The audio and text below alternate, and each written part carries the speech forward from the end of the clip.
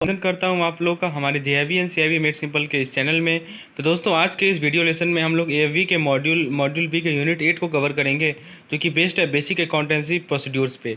इससे पहले हम लोगों ने मॉड्यूल बी के मॉड्यूल ए को कवर किया और साथ साथ मॉड्यूल बी के जो इंपॉर्टेंट यूनिट्स है उसको मैंने कवर किया है, जिसका वीडियो लिंक आपको मेरे एएफवी के प्लेलिस्ट में मिल जाएगा, जो कि डिस्क्रिप्शन में अवेलेबल है। तो दोस्तों उसे जाकर एक बार जरूर देखिए, क्योंकि बेसिक कंसेप्ट वहाँ पर मैंने समझाए हैं और आज हम लोग उसी को कंटिन्यू करेंगे। सबसे पहले जरा समझते हैं कि इस टॉपिक में हमें क्या क्या कवर करना है। देखिए, सबसे पहले हम लोग अकाउंटेंसी के कंसेप्ट को समझेंगे। उसके बाद दोस्तों going concern entity, double entry system, principle of conservatism, revenue recognition and realisation और एक्रूवल और कैश बेसिस। तो ये सब कुल मिलाकर मेन पॉइंट्स हैं जो कि इस टॉपिक में हम लोग कवर करेंगे। हम लोग एक एग्जाम्पल को लेकर चलेंगे और दोस्तों अंतिम तक बने रहिएगा, क्योंकि हम लोग कुछ एमसीक्यू भी करने वाले हैं और आप एमसीक्यू के इंपॉर्टेंस को समझ सकते हैं। दोस्तों एमसीक्यू से आपको ये पता चलेगा कि हमें किस पॉइंट पे किस टॉपिक से क्वेश्चन पूछे जाते हैं, और यदि कुछ मिस भी हो गया होगा तो उसे आप लोग एमसीक्यू के सेक्शन से कवर कर सकते हैं। तो चलिए दोस्तों शुरुआत करते हैं अपने इस लेसन को। सबसे पहले जरा समझते हैं कि अकाउंटिंग प्रिंसिपल होता क्या है। तो बेसिकली हमारा कुछ जनरल रूल्स एंड गाइडलाइंस है जो कि कंपनी को रिक्वायर होती है कि वो फॉलो करे। देखिए, कंपनी को ये रिक्वायरमेंट होती है कि वो कुछ रूल्स एंड रेगुलेशन को फॉलो करेगी। कब? जब वो जितने भी अकाउंट्स हैं या जितने भी फाइनेंशियल डाटाज हैं उसे वो रिपोर्ट करती है। तो इसे ही हम लोग अकाउंटिंग प्रिंसिपल कहते हैं। तो उस रूल्स एंड रेगुलेशन को हम लोग अकाउंटिंग प्रिंसिपल कहते हैं। मैं फिर से रिपीट कर रहा हूँ, अकाउंटिंग प्रिंसिपल बेसिकली नियम और कानून हैं जो कि किसी भी कंपनी को फॉलो करना होता है, ठीक है, जब वो अकाउंट को रिपोर्ट करती है या किसी फाइनेंशियल डाटा को रिपोर्ट करती है। अब जो most common accounting principle framework है वो आईएफआरएस है, यूके जीएएपी है एंड यूएस जीएएपी है। दोस्तों जीएएपी के बारे में मैंने डिटेल डिस्कशन अपने प्रीवियस लेक्चर में किया था, यानी यूनिट 7 में किया था, तो वहां पे जाके आप इसे समझ सकते हैं। जरा हम लोग आगे बढ़ते हैं। अब हम लोग जरा देखते हैं कि मेन अकाउंटिंग प्रिंसिपल या कॉन्सेप्ट्स कौन कौन सा है हमारा। ध्यान से सुनिएगा, मैं हर एक चीज को एग्जांपल के थ्रू समझाऊंगा और इन सभी से क्वेश्चन पूछे जाएंगे एमसीक्यूज में। तो एक एक पॉइंट को समझिएगा, जो मेन बिंदु हैं उसको मैं समझाऊंगा और उसे आप लोग ध्यान में रखिएगा। चलिए सबसे पहले स्टार्ट करते हैं कॉस्ट कॉन्सेप्ट से। कॉस्ट कॉन्सेप्ट बेसिकली ये जो प्रिंसिपल है हमारा कॉस्ट कॉन्सेप्ट का, इसमें यह कहा गया है कि एसेट को रिकॉर्ड किया जाएगा at the cash amount, at the cash amount और equivalent at the time an asset is required. तो देखिए दोस्तों, किसी भी एसेट का रिकॉर्डिंग कब होगा, तो वो कैश अमाउंट में रिकॉर्डिंग होगा। किस समय होगा? जब उस एसेट की रिक्वायरमेंट है, जब उस एसेट को एक्वायर किया गया है, तभी का तभी होगा। देखिए समझिए, the amount recorded will not be increase for inflation और इंप्रूवमेंट इन मार्केट वैल्यू। मान लीजिए कि इन्फ्लेशन हो गया, महंगाई हो गया, या मार्केट वैल्यू में कोई इंप्रूवमेंट हो गया, तो उसके कारण जो है अमाउंट जो आपने रिकॉर्ड किया है उसे आप लोग बढ़ाएंगे नहीं। दोस्तों ये ध्यान रखना है। एग्जाम्पल लेता हूं दोस्तों, एकदम क्रिस्टल क्लियर हो जाएगा। मान लीजिए कि एक लॉन्ग टर्म एसेट है जिसे परचेज किया गया है कैश अमाउंट, कितने कैश अमाउंट के लिए? तो $50,000 के लिए। समझिए बात को कि हमारे पास कोई लॉन्ग टर्म एसेट है जिसको हम लोगों ने $50,000 के लिए खरीदा है। अब दोस्तों इसका रिकॉर्डिंग हम लोग क्या करेंगे बताइए? तो ऑब्वियस सी बात है, इसका रिकॉर्डिंग हम लोग $50,000 ही तो करेंगे। समझ रहे बात को? यदि सेम एसेट को परचेज किया जाता डाउन पेमेंट पे, समझिए बात को, $50,000 का एसेट था हमारा, उसको मैंने अब क्या किया कि डाउन पेमेंट $20,000 के डाउन पेमेंट पे मैंने परचेज किया और मैं बाकी 30,000 जो है वो कुछ रिजनेबल पीरियड ऑफ टाइम पे मैं पे कर दूंगा। तो दोस्तों इस केस में आप क्या रिकॉर्ड कीजिएगा? तो इस केस में आप भी $50,000 ही रिकॉर्ड कीजिएगा। कहने का मतलब क्या हुआ, चाहे पहला केस हो चाहे दूसरे केस हो। तो दोस्तों हमें इस बात का ध्यान रखना है कि जो हमारा ये कॉस्ट कंसेप्ट है वो ये कहती है कि जब परचेज किया जा रहा है एसेट, उस समय जो उसका प्राइस है वही हम लोग रिकॉर्ड करना है, बाकी डाउन पेमेंट से कोई मतलब नहीं है। समझ में आ गया होगा दोस्तों? चलिए तो देखिए यहाँ पे एक और चीज देखिए, लॉन्ग टर्म, इसका एक और मैं एग्जांपल बताता हूँ। कोई भी लॉन्ग टर्म एसेट होगा, लैंड को छोड़कर, जमीन को छोड़कर, तो वो क्या होगा? डेप्रिसिएट होगा। ऑब्वियस सी बात है, आप कार लीजिए, आप तो वो क्या होगा? डेप्रिसिएट ही तो होगा। आप यदि कोई फ्लैट ले रहे हैं, अपार्टमेंट ले रहे हैं, तो भी तो डेप्रिसिएट ही होगा। तो दोस्तों उसके कॉस्ट के बेसिस पे वो डेप्रिसिएट होगा। और कॉस्ट जो है वो कहाँ रिपोर्ट करते हैं दोस्तों? हम लोग बैलेंस शीट पे रिपोर्ट करते हैं। उसके साथ साथ क्या क्या रिपोर्ट करते हैं? एसेट एक्यूमुलेटेड डेप्रिसिएशन को। तो फ्रेंड्स ये है हमारा सबसे पहला कंसेप्ट जो कि था कॉस्ट कंसेप्ट। इसके बाद दोस्तों आता है मनी मेजरमेंट कंसेप्ट। ये क्या कहता है? ये मनी मेजरमेंट कंसेप्ट कहता है हमें कि only those events that can be express in monetary terms are recorded in the book of account. यानी दोस्तों अकाउंट के बुक में हम लोग वही चीज को, उसी इवेंट को रिकॉर्ड करेंगे जिसका मॉनेटरी वैल्यू है दोस्तों। तो ये बात ध्यान रखिएगा कि अकाउंट के बुक में किन चीज का रिकॉर्डिंग होता है, जिनका मॉनेटरी वैल्यू होता है दोस्तों।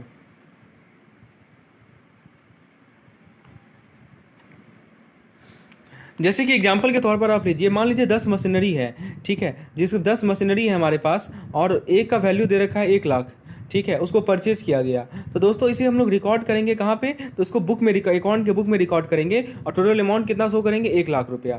समझ रहे हैं बात को, तो उसी चीज़ को रिकॉर्ड किया जाएगा जिसका मॉनेटरी वैल्यू है। अब कुछ ट्रांजेक्शन ऐसा मैं एग्जाम्पल लेके बताता हूँ जिसको रिकॉर्ड नहीं किया जाएगा अकाउंटिंग बुक में, क्योंकि उसमें मॉनेटरी वैल्यू नहीं इन्वॉल्व है। एग्जाम्पल के तौर पर आप ले लीजिए इंप्लॉय का स्किल लेवल, मतलब आपके जो इंप्लॉय है उनका जो स्किल लेवल है उसे हम लोग नहीं नोट करेंगे, इंप्लॉय का वर्किंग कंडीशन को नहीं नोट करेंगे, प्रोडक्ट की ड्यूरेबिलिटी को हम लोग नहीं नोट करेंगे। तो ये सब कुछ एग्जाम्पल्स हैं जिसको हम लोग अपने मनी मेजरमेंट कंसेप्ट में इंक्लूड नहीं करते हैं, ऑल्दो उनका इंपॉर्टेंस काफी ज्यादा है, लेकिन चूंकि इनके साथ कोई मॉनेटरी टर्म्स नहीं इन्वॉल्व है, that's why we do not record them in our recording book, in our accounting book.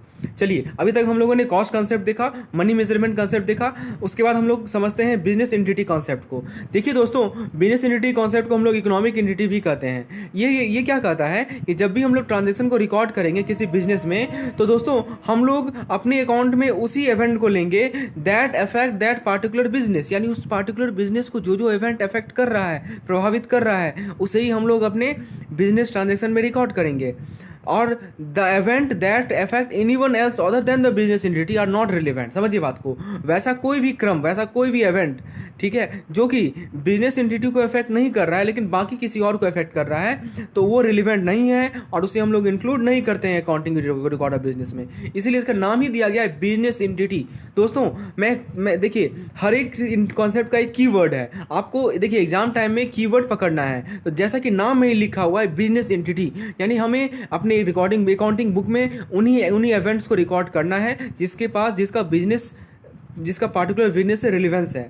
और ये कॉन्सेप्ट का एप्लीकेशन कहाँ होता है ये देखते हैं। इस कॉन्सेप्ट को हम लोग अप्लाई करते हैं जितने तरह के बिजनेस ऑर्गेनाइजेशन होते हैं। अब बताइए किन किन तरह के बिजनेस ऑर्गेनाइजेशन होते हैं। तो दोस्तों, एक सोल प्रोप्राइटरशिप हो सकता है, या एक पार्टनरशिप हो सकता है, या एक कॉर्पोरेशन हो सकता है। तो इस कंसेप्ट का एप्लीकेशन इन तीनों के तीनों बिजनेस ऑर्गेनाइजेशन में होता है। किस कंसेप्ट की मैं बात कर रहा हूँ दोस्तों, मैं बात कर रहा हूँ बिजनेस एंटिटी कंसेप्ट की। अब दोस्तों इसका एप्लीकेशन देखते हैं। कोई भी पैसा जो कि प्रोप्राइटर के द्वारा विड्रॉ किया गया है उसको हम लोग ड्राइंग में सेपरेटली ट्रीट करते हैं। प्रॉफिट एक तरह का लायबिलिटी है, जबकि लॉस एक तरह का एसेट है। कभी कभी क्वेश्चन डायरेक्टली पूछ लिया जाएगा, profit is a liability, loss is an asset, it comes under which concept. तो दोस्तों आपको पता होना चाहिए कि ये जो पार्टिकुलर कॉन्सेप्ट है वो है हमारा बिजनेस एंटिटी कॉन्सेप्ट। चलिए इसके बाद देखते हैं हम लोग नेक्स्ट कॉन्सेप्ट को, जो कि है हमारा रियलाइजेशन कॉन्सेप्ट। दोस्तों ये क्या कहता है, this principle revolves around the determination of the point of time when revenues are earned. ध्यान दीजिए, हम लोग उस पॉइंट ऑफ टाइम को देखते हैं, उस पॉइंट ऑफ टाइम को डिटरमाइन करते हैं जब रेवेन्यू अर्न किया जाता है। देखिए, रेवेन्यू का रिकॉग्नाइजेशन कब होगा, जब गुड्स को सोल्ड करेंगे या सर्विस को रेंडर करेंगे। कैश रिसीव हुआ या नहीं उससे कोई मतलब नहीं है, लेकिन जब हम गुड्स क्या करेंगे, गुड्स को सोल्ड करेंगे, गुड्स को बेचेंगे और सर्विस को रेंडर करेंगे, उसी वक्त किसी रेवेन्यू को रिकॉग्नाइज करना है। यही है हमारा रियलाइजेशन कंसेप्ट। सिमिलरली ये तो रेवेन्यू है, अब एक्सपेंस की, अब खर्चे की बात करते हैं। तो एक्सपेंस को कब रिकॉग्नाइज करेंगे, जब गुड्स को खरीदा जाता है। ऑब्वियस सी बात है, जब आप गुड्स को खरीदते हैं तो आपको खर्चा ही तो होता है, आप पैसा देते हैं उसे। तो जब आप गुड को खरीदते हैं उसी वक्त आप एक्सपेंस को रियलाइज करेंगे, या जब आप सर्विस को रिसीव करते हैं, जब आप किसी से सर्विस ले रहे हैं, तो दोस्तों उसी वक्त आप जो है उसके एक्सपेंस को रियलाइज करेंगे। आप चाहे कैश लिए हो, कैश पे किए हो या कैश पे नहीं किए हो, इससे कोई मतलब नहीं है। एग्जाम्पल के तौर पर लीजिए, एक केस मान लीजिए कि किसी ऑर्डर को रिसीव किया हमने अप्रैल में, गुड्स को ट्रांसफर किया मई में और पेमेंट को रिसीव किया जून में। तो दोस्तों जो रेवेन्यू होगा वो क्या होगा, revenue was deemed to have been earned in May. देखिए रेवेन्यू कब अर्न किया गया, मई में अर्न किया गया, क्योंकि मई में ही जो है मई महीना में ही क्या हुआ है, एक्चुअल ट्रांसफर हुआ है। Not with standing the fact that order was received. हाँ, इससे कोई मतलब नहीं है कि ऑर्डर हमारा अप्रैल में रिसीव हुआ है और कैश जून में डिलीवर हुआ है। तो दोस्तों समझ में आ गया होगा आपको इस एग्जांपल के थ्रू कि बेसिकली ये जो हमारा रियलाइजेशन कंसेप्ट है, इसको मतलब इस बात से है कि आपने ट्रांजेक्शन कब किया है, आपने गुड्स को कब सोल्ड किया है, आपने सर्विस कब रिसीव किया है, आपने गुड्स को कब खरीदा है। समझ रहे हैं बात को। तो ये हमारा रियलाइजेशन कंसेप्ट है। इसके बाद दोस्तों हमारा नेक्स्ट कंसेप्ट है वो है गोइंग कंसर्न कंसेप्ट। ये कंसेप्ट हमें ये बताता है, एंटिटी, कोई भी एंटिटी गोइंग कंसर्न तब होगी जब it is expected to remain capable to carry out routine business activities that is use and consume its asset for the intended purpose. तो कोई भी जो हमारा एंटिटी है वो गोइंग कंसर्न तब होती है जब हम लोग उसे एक्सपेक्ट करें कि वो कैपेबल हो, वो उसके पास क्षमता हो कि वो अपने रूटीन बिजनेस एक्टिविटीज को कैरी आउट कर सके। इसका एग्जाम्पल के रूप में मैं बताता हूँ। आप दोस्तों डेप्रिसिएशन को कंप्यूट करते हैं ना, डेप्रिसिएशन तो आप लोग का टॉपिक भी है, मैंने अच्छे से डिस्कस भी किया है डेप्रिसिएशन टॉपिक को, आप मेरे AFB के मॉड्यूल ए के प्लेलिस्ट में जाके देख सकते हैं दोस्तों। चलिए, तो डेप्रिसिएशन का जब कंपटीशन होता है और उसको क्या करते हैं, उसका जो बेसिक्स, उसका बेस क्या होता है बताइए। उसका बेस ये होता है कि जो एक्सपेक्टेड इकोनॉमिक लाइफ है किसी फिक्स एसेट का, तो किसी फिक्स एसेट के एक्सपेक्टेड इकोनॉमिक लाइफ के बेसिस पे हम लोग डेप्रिसिएशन को कंप्यूट करते हैं, ठीक है। करंट मार्केट वैल्यू पे इससे कंप्यूट नहीं करते हैं। तो दोस्तों ये जो कंसेप्ट है गोइंग कंसर्न कंसेप्ट, ये किसी इन्वेस्टर को हेल्प करता है क्योंकि वो एज्यूम करते हैं किसी बिजनेस एंटिटी के लाइफ को वो इन्फानाइट मान के चलते हैं। समझ रहे हैं बात को, ठीक है। तो यही पर्पज़ है हमारा गोइंग कंसर्न कंसेप्ट का, ठीक है। मतलब कोई भी बिजनेस है वो हम लोग रूटीन एक्टिविटीज़ परफॉर्म करते रहेंगे, ठीक है, इंटरनेट पर्पज़ के लिए। उसके बाद दोस्तों हमारा है डुअल एस्पेक्ट कंसेप्ट। इसमें क्या कहा गया है कि प्रत्येक ट्रांजेक्शन का डबल इफेक्ट है, एक है डेबिट और दूसरा है क्रेडिट। तो मान लीजिए एक्स कोई पर्सन है, वो एक बिजनेस शुरू करता है 50,000 रुपये से, और बिजनेस का एसेट जो है 50,000 है, और वो जो है वो लायबल है ऑनर को 50,000 रुपये देना लायबिलिटी के रूप में। तो ऑब्वियसली बात है जो कि कैपिटल के रूप में है। तो दोस्तों प्रत्येक ट्रांजेक्शन का, जैसे यहाँ पे ट्रांजेक्शन क्या है, एक्स ने एक बिजनेस स्टार्ट किया 50,000 रुपये से, तो बिजनेस का एसेट कितना हो गया 50,000, उसी तरह लायबिलिटी भी तो है जो कि कैपिटल के रूप में 50,000 है। तो दोनों पक्ष होगा, एसेट होगा तो लायबिलिटी भी होगा। यही कहता है हमारा डुअल एस्पेक्ट कॉन्सेप्ट, नाम से ही क्लियर है। उसके बाद दोस्तों हमारा नेक्स्ट कंसेप्ट है वो है मैचिंग कंसेप्ट। मैचिंग कंसेप्ट ये एक्सप्लेन करता है we have to match the income of a certain period with expense of that period only. मतलब हमारे पास यदि कोई पीरियड है, ठीक है, समय का फ्रेम है, तो उस पीरियड में जो हमारा इनकम हुआ है उसे हम लोग उस पीरियड के एक्सपेंस से मैच करेंगे, उसके बाहर वाले पीरियड से एक्सपेंस से मैच नहीं करना है हमें। यानी कि हमारे पास जो सर्टेन टाइम फ्रेम है उसके अंदर जो इनकम हुआ है और उसके अंदर जो एक्सपेंस हुआ है उसी को केवल हमें मैच करना है। तो इसे ही कहा गया है मैचिंग कंसेप्ट। अब इसे अप्लाई कहाँ करते हैं, तो दोस्तों जितने भी एडजस्टमेंट होते हैं प्रीपेड एक्सपेंस से रिगार्डिंग, किसी आउटस्टैंडिंग एक्सपेंस के रिगार्डिंग, तो उसे हम लोग फाइनल अकाउंट में प्रिपेयर करते हैं दोस्तों। इसके बाद दोस्तों जो नेक्स्ट कंसेप्ट है वो है हमारा accounting period concept. Accounting period concept क्या कहता है, ये कहता है कि जो होल इंडेफिनिट लाइफ होता है किसी इंटरप्राइज का, उसे पार्ट में डिवाइड किया गया है और उस पार्ट का नाम है अकाउंटिंग पीरियड, ठीक है। यानी कि जो किसी इंटरप्राइज का इंडेफिनिट लाइफ है उसे हम लोग अकाउंटिंग पीरियड डिफरेंट पार्ट्स में डिवाइड किए हैं, इनका नाम है अकाउंटिंग पीरियड। और अकाउंटिंग पीरियड क्या होता है, अकाउंटिंग पीरियड बेसिकली हमारा टाइम का इंटरवल है जिसके अंत में प्रॉफिट और लॉस या बैलेंस शीट को प्रिपेयर किया जाता है। दोस्तों ध्यान दीजिएगा, यहाँ से क्वेश्चन आ सकता है, profit and loss balance sheet को प्रिपेयर कब करते हैं हम लोग, तो अकाउंटिंग पीरियड के लास्ट में प्रिपेयर करते हैं। और तो इसीलिए जो हम इस बेसिस पे क्या करते हैं, अपनी परफॉर्मेंस को मेजर करते हैं रेगुलर इंटरवल पे, और डिसीजन उस बेसिस पे अप्रोप्रिएट टाइम पे लिया जा सकता है। तो that is the main purpose why we perform this accounting period concept, why we apply this accounting period concept. दोस्तों ये सब थे हमारे कुछ इंपॉर्टेंट प्रिंसिपल और कॉन्सेप्ट्स। अब हम लोग आते हैं हमारा जो अकाउंटिंग है उसका मेन कॉन्वेंशन क्या है। तो सबसे पहला है हमारा अकाउंटिंग ऑफ फुल डिस्क्लोजर। देखिए इसमें क्या कहा गया है, apart from legal requirement all significant and material information relating to the economic affair of the entity should be completely disclose in its financial statement. समझिए बात को, किसी भी कंपनी के फाइनेंशियल स्टेटमेंट में हमें क्या डिस्क्लोज करना है, जैसे कि नाम ही है फुल डिस्क्लोजर, क्या डिस्क्लोज करना है दोस्तों, तो हमें जितने भी मटेरियल इन्फॉर्मेशन है जो कि उसके इकोनॉमिक अफेयर से रिलेटेड हो उसे कंप्लीटली डिस्क्लोज करना है। लेकिन इसमें ध्यान दीजिएगा, लीगल अफेयर को हम लोग एक्सेप्शन ले सकते हैं, लीगल रिक्वायरमेंट वाले कंसेप्ट को हमें डिस्कस नहीं करना है। तो इसीलिए इसका नाम दिया गया है अकाउंटिंग ऑफ फुल डिस्क्लोजर।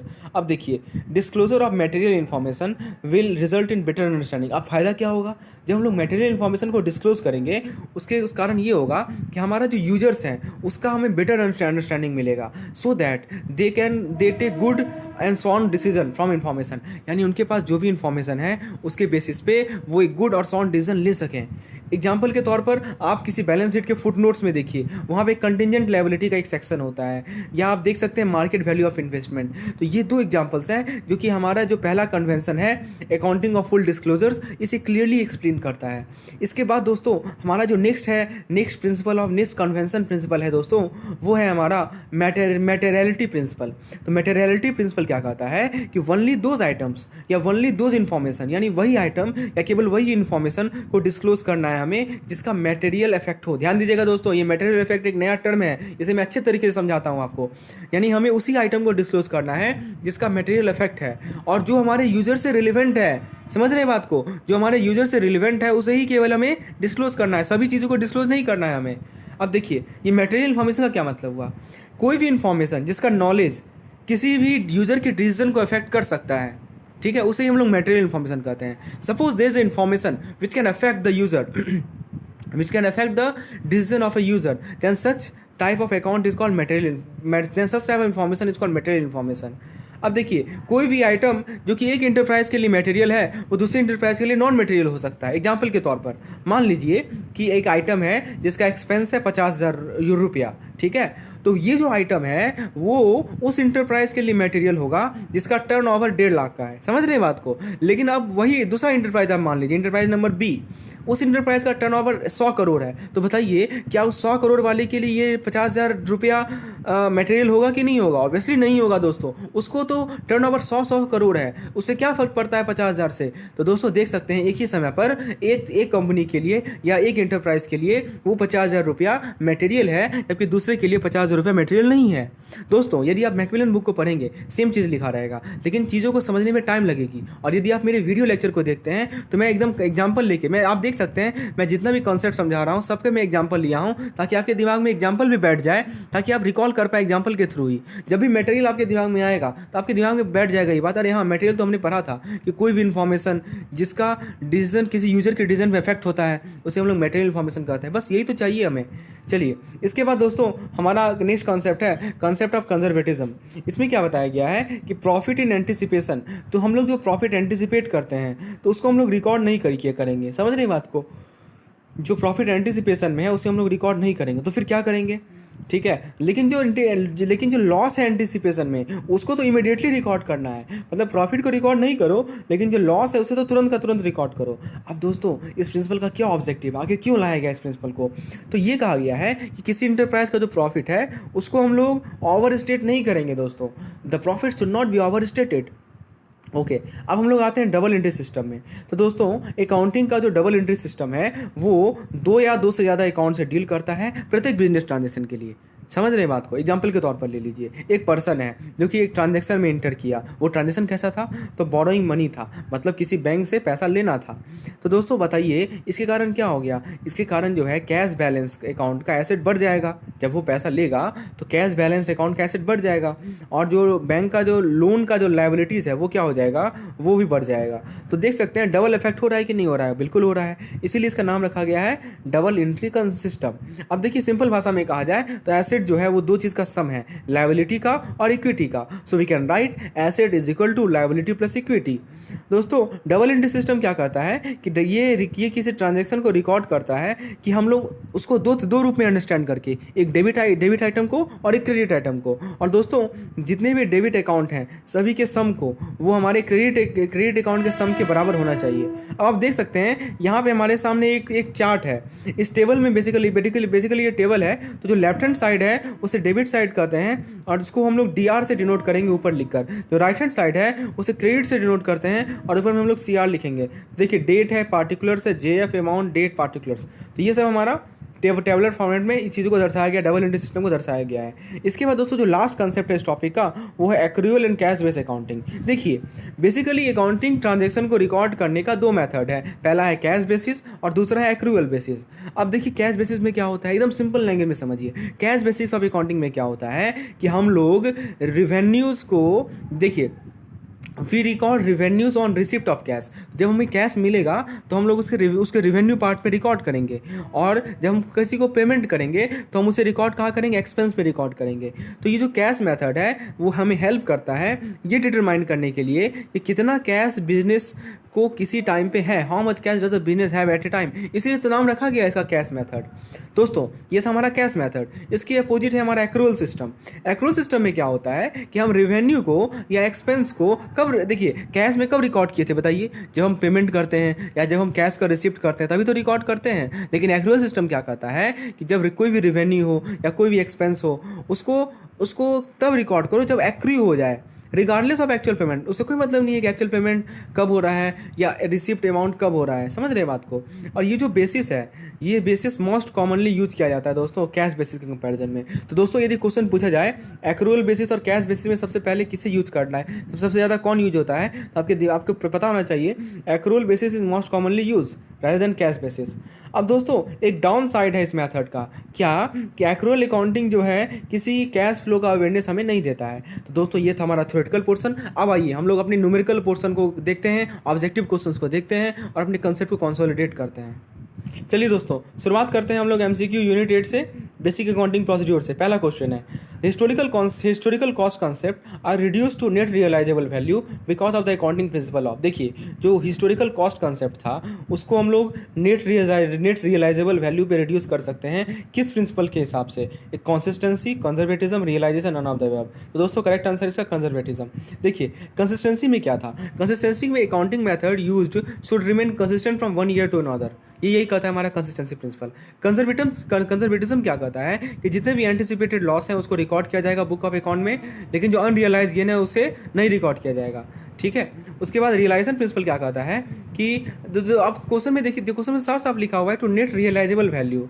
तो दोस्तों यहाँ तो लिखा हुआ है, देखिए ना, unrealise gain should be ignored. और रियलाइजेशन कंसेप्ट क्या कहता है कि रेवेन्यू को तब रियलाइज करेंगे जब ऑनरशिप या टाइटल जो है वो ट्रांसफर किया गया है बायर को, and he become liable to pay the amount. चलिए नेक्स्ट क्वेश्चन देखते हैं। Unrealise gain are not considered as per the concept of. तो दोस्तों जो अनरियलाइज गेन है उसे कंसिडर नहीं करते हैं, ये किस कंसेप्ट में कहा गया, money measurement concept, realization concept, matching concept और कॉस्ट कंसेप्ट। तो दोस्तों अभी हम लोगों ने देखा है इसे, ये कॉस्ट कंसेप्ट के अंदर आता है, देख सकते हैं बुक में लिखा हुआ है अनरियलाइज गेन्स आर इग्नोर्ड, तो ये कॉस्ट कंसेप्ट का पार्ट है। थर्ड क्वेश्चन है हमारा underlying account principle necessitating amortization of intelligible assets और आर। तो दोस्तों जो हमारा अकाउंटिंग प्रिंसिपल है वो कौन सा अकाउंटिंग प्रिंसिपल है जो कि नेसेसिटेट करता है किस चीज़ को, तो एमोटाइजेशन ऑफ इंटेंजिबल एसेट। अभी मैं समझाता हूँ एमोटाइजेशन का मतलब। ऑप्शन ए है कॉस्ट कंसेप्ट, ऑप्शन बी है both A and C, option C है रियलाइजेशन कंसेप्ट, ऑप्शन डी है मैचिंग कंसेप्ट। करेक्ट आंसर इसका मैचिंग कंसेप्ट। देखिए एमोटाइजेशन ऑफ इंटेंजिबल एसेट का क्या मतलब हुआ कि इंटेंजिबल तो समझते ही होंगे, ठीक है। तो किसी इंटेंजिबल एसेट का एमोटाइजेशन का मतलब हुआ charging a portion of the asset on a product based on revenue of that year, यानी कि हमारा जो उस साल का रेवेन्यू रहा है उसके बेसिस पे हम जो है किसी एसेट का एक पोर्शन को चार्ज कर रहे हैं, ठीक है। तो this is done as per the matching concept. तो ये किस कंसेप्ट के बेसिस पे क्या जाता है, मैचिंग कंसेप्ट के बेसिस पे क्या जाता है। मैचिंग कंसेप्ट क्या कहता है कि जितने भी एक्सपेंस हैं उसे रेवेन्यू से मैच करेंगे, किस रेवेन्यू से, तो उस पीरियड के रेवेन्यू से, ठीक है, उसे ही हम लोग कंसिडर किए करेंगे। और एमोटाइजेशन क्या होता है, एमोटाइजेशन बेसिकली एक पार्टिकुलर ईयर का एक्सपेंस को कहते हैं हम लोग एमोटाइजेशन। तो किसी भी फाइनेंशियल स्टेटमेंट में, किसी भी ऑर्गेनाइजेशन के फाइनेंशियल स्टेटमेंट में यदि कोई रेवेन्यू रिकॉग्नाइज किया जाएगा तो expense related to earn that revenue should also be recognize. तो चलिए दोस्तों नेक्स्ट क्वेश्चन नंबर 4 देखते हैं। Accounting does not record non financial transaction because of, यानी अकाउंटिंग नॉन फाइनेंशियल ट्रांजेक्शन किसको रिकॉर्ड नहीं करती है, किस कंसेप्ट के कारण, A entity concept, B accrual concept, C cost concept, D money measurement concept. दोस्तों बहुत ही आसान क्वेश्चन है, मनी मेजरमेंट कंसेप्ट इसका करेक्ट आंसर होगा। द मनी मेजरमेंट कंसेप्ट अभी मैंने बताया है, accounting record only those transaction which are express in monetary value, though quantitative record are kept. समझ रहे हैं, चलिए इसलिए correct answer option number D. Question number 5 है according to cost of money measurement the following will not be recorded in the book of account, यानी money measurement concepts के basis पर इनमें से कौन सा चीज़ है जिसे हम लोग अकाउंट बुक में रिकॉर्ड नहीं करेंगे। ऑप्शन ए है simplicity of general management, option 2 है death of general manager, option 3 है gratuity paid to general manager wife after his death. तो बताइए कौन सा होगा। तो दोस्तों ये लास्ट वाले में तो पैसा का इन्वॉल्वमेंट है ना, इसीलिए हम लोग थर्ड को यहाँ पे इग्नोर नहीं करें। थर्ड जो हमारा मनी मैनेजमेंट कंसेप्ट का पार्ट है, लेकिन जो पहला दूसरा है वो हमारा मनी मैनेजमेंट का पार्ट नहीं है, क्योंकि इसमें कोई फाइनेंशियल वैल्यू इन्वॉल्व कोई मॉनेटरी वैल्यू इन्वॉल्व नहीं है। तो इसलिए करेक्ट आंसर है option number A. Question number 6 में कहा गया है when the promoter of a business withdraw certain goods from business for his personal use his drawing account is debited. Obvious सी बात है, जब किसी बिजनेस के प्रोमोटर को वो क्या करता है कि कुछ गुड्स को विदड्रॉ करता है किसी बिजनेस से वो अपने पर्सनल यूज़ के लिए, तो उसका ड्राइंग अकाउंट क्या होगा, डेबिट होगा। तो ये किस एप्लीकेशन के अनुसार किया जाता है, going concern concept, cost concept, business entity concept, relation concept. तो दोस्तों ये हमारा बिजनेस एंटिटी कॉन्सेप्ट से है। वो ये कहता है कि जो ऑनर है वो बिजनेस से सेपरेट है किसी भी अकाउंटिंग में। मैंने बताया था ना, ठीक है, जो प्रोमोटर ऑफ बिजनेस विड्रॉ करता है सर्टेन गुड्स को बिजनेस पर्सनल यूज के लिए, तो अकाउंट उसका ड्राइंग अकाउंट डेबिट होता है। ये हमारा बिजनेस एंटिटी कॉन्सेप्ट है। According to this concept it is assume that business will exist for indefinite time period. यानी कौन सा कॉन्सेप्ट है जो कि एज्यूम ये करता है कि जो बिजनेस है वो हमारा इंडेफिनिट टाइम पीरियड तक चलेगा। Option A relation concept, option B going concern concept, option C business entity concept, option D none of the above. तो दोस्तों वर्ड से समझिए, अभी मैंने बताया था जो गोइंग कंसर्न कॉन्सेप्ट है, गोइंग कंसर्न कॉन्सेप्ट है, वो ये कहता है कि जो हमारा बिजनेस है वो इंडेफिनिट टाइम तक चलेगा। क्वेश्चन नंबर 8 में कहा गया which are the following equation related to dual aspect concept. दोस्तों देख सकते हैं जितने भी चीज़ों को हम लोगों ने पढ़ा है सभी चीज़ों को मैंने ऑब्जेक्टिव क्वेश्चन करवा रहा हूँ ताकि आपके दिमाग में कंसेप्ट एकदम बिल्कुल तरीके से अच्छे तरीके से बैठ जाए, ताकि आप मान लीजिए 1-2 महीना बाद भी इस लेक्चर को देखिए, रिवाइज कीजिए तो चीज़ें आपको एकदम क्रिस्टल क्लियर हो। तो बताइए डुअल एस्पेक्ट कॉन्सेप्ट से कौन सा रिलेटेड इक्वेशन है? Total asset total liability, total asset equal to capital plus outside liability, capital equal total asset minus outside liability, all of the above. दोस्तों करेक्ट आंसर इसका all of the above, यानी सभी के सभी option dual aspect concept से related है। 9 number question में कहा गया है कि जो प्रॉफिट एंड लॉस अकाउंट होता है वो एक साल के लिए पीरियड एक साल का जो होता है उसके लिए प्रिपेयर करते हैं किस अकाउंटिंग प्रिंसिपल को फॉलो करके? A consistency approach, B conservative approach, C accounting period concept and D cost concept. तो दोस्तों ये तो अभी मैंने बताया था अकाउंटिंग पीरियड कॉन्सेप्ट ही तो कहते हैं, अकाउंटिंग पीरियड ही तो होता है। तो दोस्तों करेक्ट आंसर इसका option number C. 10 number question में कहा गया है कि जितने भी मटेरियल इन्फॉर्मेशन है किसी बिजनेस ट्रांजेक्शन से रिलेटेड उसको वो जो है किसी कंपनी को दिया जाना चाहिए, शो करना चाहिए इसके बैलेंस शीट में। ये किस कॉन्सेप्ट के अकॉर्डिंग है? तो दोस्तों मटेरियलाइजेशन कॉन्सेप्ट होगा, मटेरियलिटी कॉन्सेप्ट होगा, ठीक है, या सॉरी फुल डिस्क्लोजर, क्योंकि हमें सब कुछ डिस्क्लोज करना है ना, इसीलिए। 11वें नंबर में है कि पैसे का ओमिशन और राउंड फिगर को शो करना किसी फाइनेंशियल स्टेटमेंट में, ये किस कंसेप्ट पे बेस्ड है? तो दोस्तों ये बेस्ड है हमारा मटेरियलिटी कंसेप्ट पे। 12th नंबर क्वेश्चन में कहा गया है कि जो हिस्टोरिकल कंसेप्ट है वो तो अभी हम लोगों ने देखा है, ठीक है। 13 नंबर क्वेश्चन में कहा गया है किस सिस्टम के तहत प्रत्येक ट्रांजैक्शन में अकाउंट को डेबिट किया जाएगा और दूसरे अकाउंट को क्रेडिट किया जाएगा? तो उसे क्या कहते हैं हम लोग? डबल एंट्री सिस्टम कहते हैं, यानी ऑप्शन भी करेक्ट आंसर है। 14 नंबर क्वेश्चन में कहा गया है किस अकाउंटिंग मेथड के थ्रू हम लोग प्रॉफिट जो है वो एक्सेस शो करता है रिसिप्ट का ओवर एक्सपेंडिचर का? Cash method, straight line method, accrual method. तो दोस्तों ये हमारा कैश मेथड है। तो फ्रेंड्स ये था हमारा कुछ क्वेश्चन का सेट। इस पार्टिकुलर लेसन में हम लोगों ने थ्योरी भी डिस्कस किया और ऑब्जेक्टिव क्वेश्चन भी किया। उम्मीद है दोस्तों आपको लेसन पसंद आई होगी, तो एक लाइक बटन दबाना ना भूलें और भी लोगों के साथ शेयर करें और भी लोगों को इस चैनल में जोड़ें ताकि उनका भी फायदा हो, जेईई एग्जामिनेशन को आसानी से क्रैक कर पाए। दोस्तों यदि लेसन पसंद आए तो लाइक जरूर कीजिएगा, चैनल को सब्सक्राइब कीजिए और मैक्सिमम से शेयर कीजिए। धन्यवाद।